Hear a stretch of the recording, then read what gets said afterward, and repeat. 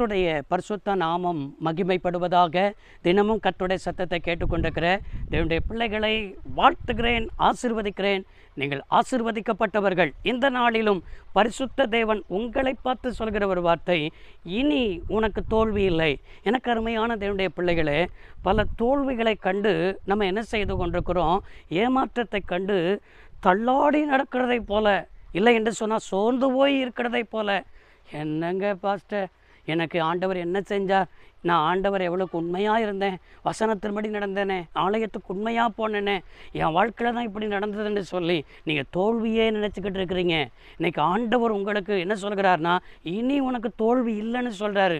நீ இதுவரைக்கும் தோல்வியை கண்டிருக்கலாம், இதுவரைக்கும் ஏமாற்றத்தை கண்டிருக்கலாம், இதுவரைக்கும் பல காரியம் நடக்காமல் இருந்திருக்கலாம். இன்றைக்கி ஆண்டவர் உனக்கு தோல்வி இல்லைன்னு சொல்கிறாரு.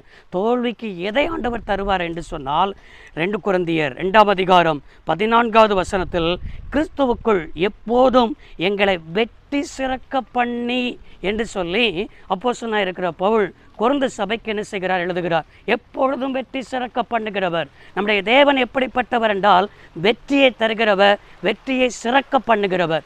இதைத்தான் தேவன் என்ன செய்வார்? தந்து உன்னை ஆசீர்வதிக்கிற ஒரு நல்ல தேவன் இருக்கிறார் என்பதை என்ன செய்யணும்? விளங்கி கொள்ளணும். பவுலுடைய வாழ்க்கையில் தோல்வி வராமல் இருந்துச்சா?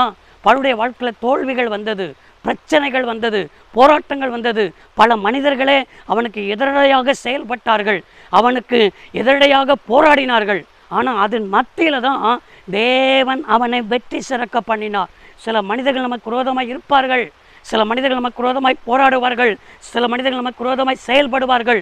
அவர்களுக்கு முன்பாக நம்முடைய தேவன் நம்மளை வெற்றி சிறக்க பண்ணுகிற தேவன் என்பதை விளங்கிக் கொள்ளுங்கள். இந்த நாள் வெற்றியினால் நீங்கள் தோல்வியை கண்டதற்கு சரியாக உங்களை வெற்றியை தந்து உங்களை ஆண்டவர் ஆசீர்வதிப்பார். சர்வ வல்லமையுள்ள தேவமே, இந்த வார்த்தை அபிஷேகித்து தந்த ஸ்தோத்திரம். இனி நம்முடைய பிள்ளைகளுக்கு தோல்வி இல்லை, வெற்றியை தந்து மகிழ்ந்திருக்கும்படி செய்யும். இயேசு ரட்சக நாமத்தில் பிதாவே, ஆமென். கர்த்தர் ஆசீர்வதிப்பாராக.